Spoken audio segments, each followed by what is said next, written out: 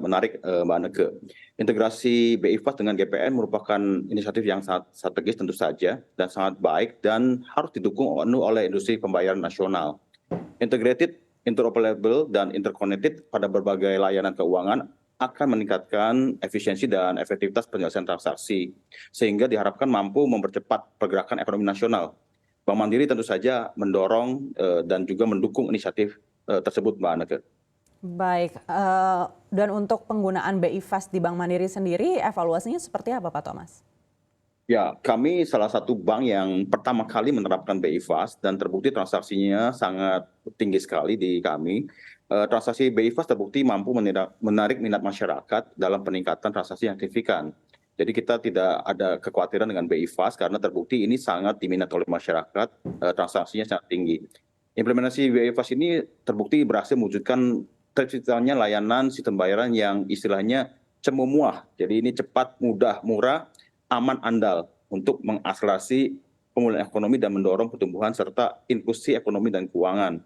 Nah, Bank Mandiri sangat berharap agar inisiatif ini terus mengarah kepada peningkatan kapabilitas integrasi, interoperability, dan interkoneksi pada berbagai layanan penyedia transaksi keuangan dengan terlaksana dengan baik ya. Jadi pada akhirnya mendorong peningkatan ekonomi di Indonesia juga, Mbak Nake. Baik, kedepannya BI juga akan mengembangkan BI Fast ini menjadi BI Fast Cross Border. Tanggapan dari Bank Mandiri seperti apa?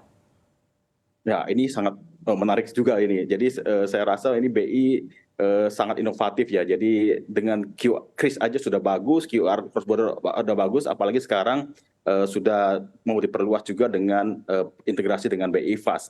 Ini akan membuat transaksi kita semakin cepat dan semakin reliable. Jadi kami harapkan dengan adanya inisiatif ini membuat koneksi antar negara ini lebih bagus lagi, lebih bagus lagi dalam sisi transaksinya, Mbak Anake. Baik, kalau dari peluangnya kita lihat memang ini cukup besar Pak Thomas, tapi bagaimana dengan risikonya? Apakah dari segi perbankan ada risiko-risiko yang mungkin harus kita waspadai? Kalau untuk resiko saya rasa semuanya kita sudah antisipasi, Mbak Anake. Jadi kalau kita lihat bahwa standar kita pun di Indonesia sudah sangat tinggi dari sisi security ya, keamanan dan semua hal-hal yang berkaitan dengan resiko itu sudah kita ada mitigasinya. Dan tentu saja saya percaya bahwa untuk yang cross border pun akan kita mitigasi sedemikian rupa sehingga tidak membuka peluang buat hal-hal yang beresiko tinggi, Mbak Anake. Baik, kita tahu Bank Mandiri juga memiliki bisnis atau mungkin kantor-kantor cabang di luar negeri. Apakah akhirnya akan terpengaruh dengan adanya kerjasama mulai dari kris antar negara dan juga BI Fast Cross Border ini? Saya rasa ini hal yang saling melengkapi, Mbak Neke. Jadi kita punya kue itu kan sangat besar ya. Jadi kita nggak khawatir bahwa satu inisiatif ini akan memakan kue yang lain. Jadi ini merupakan satu perwujudan bahwa kita bisa melayani banyak masyarakat di berbagai segmen dengan preferensi masing-masing. Jadi mungkin masih ada tetap yang datang ke tempat kita, ada juga yang memang ke digital dan sebagainya. Tinggal bagaimana bank ini bisa membalancing antara inisiatif baru dengan yang existing, Mbak Neke. Baik, artinya untuk kris cross border yang kita tahu ini sudah bekerja sama dengan Thailand dan Bank Mandiri juga salah satunya sudah membuktikan kerjasama tersebut. Untuk kantor cabang yang berada di Thailand ini tidak terganggu aktivitasnya? Ya, kebetulan kami di Thailand belum ada kantor, jadi sejauh ini tidak ada juga gangguan. Malaysia kami ada, tetapi ya kami rasa ini berbeda ya. Kita punya layanan juga berbeda dengan transaksi yang diharapkan dari katakanlah wisatawan yang ada di sana itu, Mbak Neke. Baik, nantinya kalau memang Singapura jadi bekerja sama kris antar negara ataupun BI Fast Cross Border ini, kita tahu juga bagaimana kerjasama kita dengan Singapura dan banyak sekali turis Singapura yang datang ke Indonesia, demikian juga sebaliknya. Apakah Bank Mandiri menilai harus ada investasi tambahan atau mungkin ada regulasi tambahan agar sistem kerjasama ini bisa berjalan lebih lancar? Oke, ini pertanyaan yang menarik, Mbak Anake.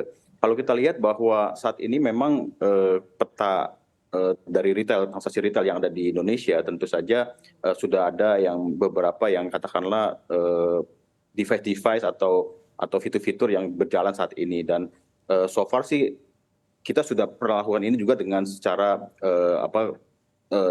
tidak bilateral gitu kan, tapi secara globally tetap, dan ini tinggal kita lanjutkan saja sebenarnya. Jadi tidak ada permasalahan untuk apakah ada sesuatu yang kita tambahkan atau tidak. Ini kita tinggal melihat apakah antisipasi yang tadi disebutkan bahwa mitigasi risiko dan lain-lain itu yang memang kita perlukan untuk supaya kita yakin bahwa ini berjalan dengan baik dan membawa keuntungan buat kedua belah pihak tentunya, Mbak Neke. Baik, dan terkait dengan implementasi sistem pembayaran antar negara ini untuk menuju keseluruhan ASEAN, Bapak menilai apakah dibutuhkan waktu yang cukup lama untuk bisa BI Fast Cross Border ini kita nikmati di seluruh ASEAN? Kalau kami berharap bahwa ini segera dilakukan karena pada dasarnya ini kan salah satu kebetulan Mandiri juga salah satu bank yang SCCD di Indonesia. Ini kita memiliki kesiapan yang cukup untuk menambah peserta kerjasama LCS ini. Jadi kita pada dasarnya sudah siap dan mendukung dari inisiatif dari Bank Indonesia. Nah, menurut hemat kami Indonesia dapat lebih mendorong negara ASEAN plus 3 ini lainnya untuk bergabung dengan kerjasama LCS ini untuk mewujudkan kemandirian sistem transaksi keuangan di kawasan ASEAN plus 3, Mbak Neke. Baik, dengan adanya kerjasama cross border ini Anda melihat seperti apa dampaknya untuk peredaran uang tunai nantinya di Indonesia? Nah, ini sejalan juga dengan inisiatif dari BI untuk kita lakukan cashless society, jadi LCS ya. Jadi cashless society ini tentu saja ini hal yang bagus buat Indonesia karena salah satu indikator negara yang memang sudah maju adalah kita memang tidak lagi banyak menggunakan uang tunai. Uang tunai kita tahu sangat mahal juga pengelolaannya dan kalau misalnya sudah digantikan semuanya digital, ini akan membuat kita lebih efisien lagi gitu kan. Jadi saya rasa less cash society ini bisa semakin terdorong, semakin terwujud berkat adanya QR baik yang KRIS di Indonesia maupun QR cross border yang sedang kita jalankan ini. Baik, Bang Mandiri menilai sebesar apa sih kemungkinan bertumbuhnya less cash society ini kalau kita lihat mulai dari transaksi elektronik ataupun transaksi e-commerce bahkan transaksi perbankan digital banking? Ya, ini kalau kita lihat pertumbuhannya sangat cepat ya. Di Mandiri juga memang kenaikan dari transaksi digital ini cukup menarik ya. Kalau kita lihat transaksi KRIS kita di Indonesia ini tumbuh lebih dari 150% di Mandiri secara sales volume, secara transaksi lebih tinggi lagi. Nah, jadi dan kita terus dorong terus jumlah merchantnya pun meningkat sangat signifikan.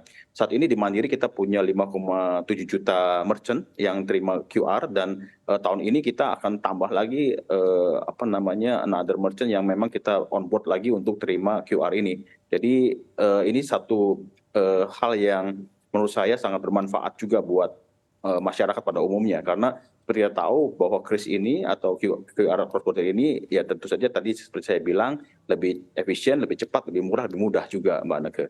Baik, dari segi sistem keamanan seperti apa Bank Mandiri bisa meyakinkan pengguna KRIS antar negara ini mungkin untuk bisa percaya terhadap transaksi yang dilakukan? Ya, kalau untuk keamanan kita di perbankan tentu saja mengutamakan keamanan karena security buat kita adalah nomor satu ya, kepercayaan nomor satu. Nah, kita sudah antisipasi juga dengan banyak hal yang memang kita jagain di sisi keamanan. Dan satu lagi memang yang tadi kita sampaikan bahwa edukasi sosialisasi menjadi kunci buat masyarakat baik yang lokal maupun yang wisatawan luar negeri untuk bisa secara nyaman dan secara percaya diri lakukan transaksi di merchant-merchant di Indonesia. Nah ini kita yakinkan bahwa seperti pemberitahuan setelah transaksi, push notif dan sebagainya itu kita lakukan supaya mereka itu yakin bahwa baik sisi merchant maupun sisi customer mereka yakin bahwa transaksi yang dilakukan itu sudah benar dan sudah diterima dengan baik. Dari kami tentu saja kalau secara acquiring bank kita akan lakukan notif ke merchantnya maupun waktu settlement pun kita ada keterangan-keterangan bahwa transaksinya sudah dilakukan seperti itu Mbak Neke.